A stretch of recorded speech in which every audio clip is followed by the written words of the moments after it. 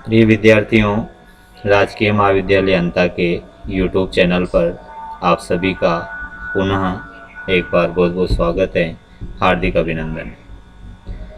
पिछली क्लास में हमने महाकवि श्री हर्ष द्वारा रचित नेषदेय चरितम महाकाव्य का प्रारंभ किया था और उसमें नेषदेय चरितम भाग प्रथम पढ़ा था। आज हम नेषदेय चरितम भाग द्वितीय का प्रारंभ करने जा रहे हैं और इसमें हम नेषदेय चरितम का परिचय लेते हैं। पिछली क्लास में हमने महाकवि श्री हर्ष का परिचय लिया था।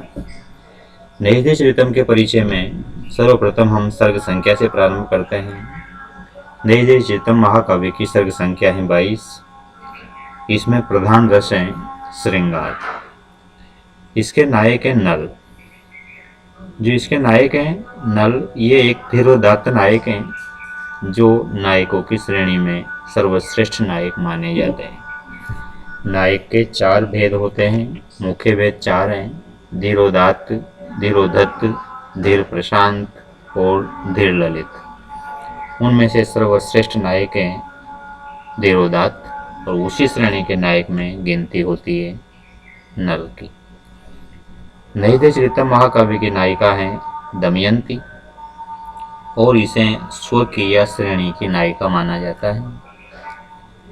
नायिका के जो मुख्य 3 भेद हैं उनमें स्वकीय, परकीय और सामान्य, ये 3 भेद हैं। इनमें सर्वश्रेष्ठ भेद है स्वकीय। नेषदेय चरितम महाकाव्य की विधा महाकाव्य है।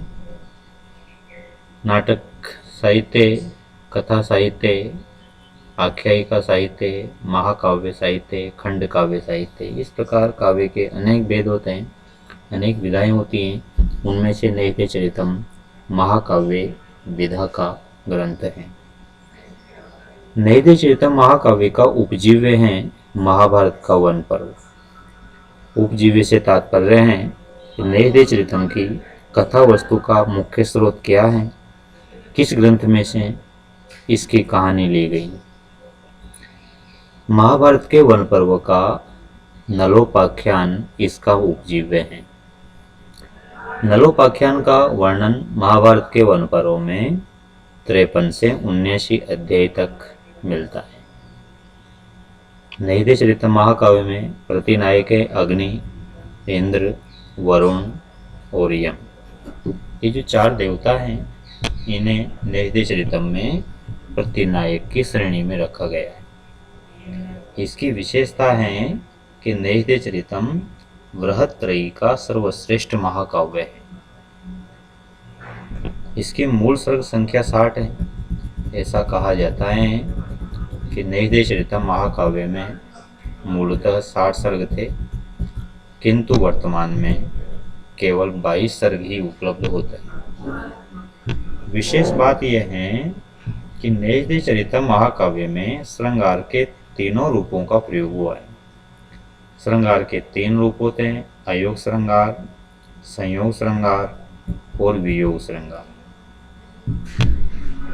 अयोग श्रृंगार से तात्पर्य है कि नायक और नायिका का प्रथम मिलन होने से पूर्व यदि प्रशंसा सुनकर एक दूसरे के प्रति अनुराग उत्पन्न हो जाता है तो उसे अयोग श्रृंगार कहा जाता है, और जब उनका मिलन होता है तो उसे संयोग श्रृंगार कहते हैं, और मिलन के बाद जब वे एक दूसरे से अलग होते हैं तो उसे वियोग श्रृंगार कहते हैं।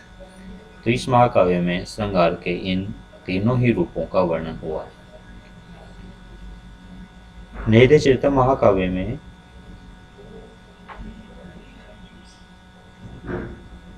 वैदर्भी रीति का प्रयोग हुआ है।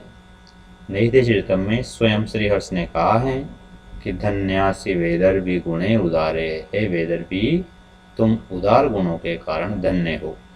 अर्थात इस पंक्ति के माध्यम से श्री हर्ष ने वैदर्भी रीति के प्रति अपना अनुराग प्रकट किया है। नेषदेय चरितम में 2 गुणों का प्रयोग हुआ है, माधुर्य गुण और ओज गुण। इसमें कुल 19 छंद प्रयुक्त हुए हैं। महाकवि श्री हर्ष का प्रिय छंद है उपजाति। अर्थात नेषदेय चरितम में यदि किसी छंद का सर्वाधिक प्रयोग हुआ है तो वह छंद है उपजाति। इसका प्रिय अलंकार है श्लेष। श्लेष प्रधान कवियों में सुबंधु और श्रीहर्ष की गणना होती है। श्लेष प्रधान कवियों में सुबंधु सिरमौर कवि हैं। नैषधीय चरितम में कुल श्लोक संख्या है 2830। ध्यातव्य बात यह है कि 13वें और 19वें सर्ग को छोड़कर शेष सभी सर्गों में शताधिक श्लोक हैं, अर्थात 100 से अधिक पद्य हैं। नल का राज्य था निषद देश। नल निषद देश का राजा था, इसी कारण उनके ग्रंथ का नाम रखा गया नैषधीय चरितम। दमयंती का राज्य था विदर्भ। विदर्भ में कुंडनपुर की ये निवासिनी थी। नैषधीय चरितम में जो महत्वपूर्ण घटनाएं घटित होती हैं उनमें एक तो घटनाएं हंस संदेश, जो नैषधीय चरितम के तृतीय सर्ग में वर्णित है। नल दमयंती संवाद बड़ा रोचक है, ये 9वें सर्ग में वर्णित है। और नैषधीय चरितम की जो सर्वाधिक महत्वपूर्ण घटना है वह है पंचनली। यह पंचनली त्रयोदश सर्ग का वर्णिय विषय है।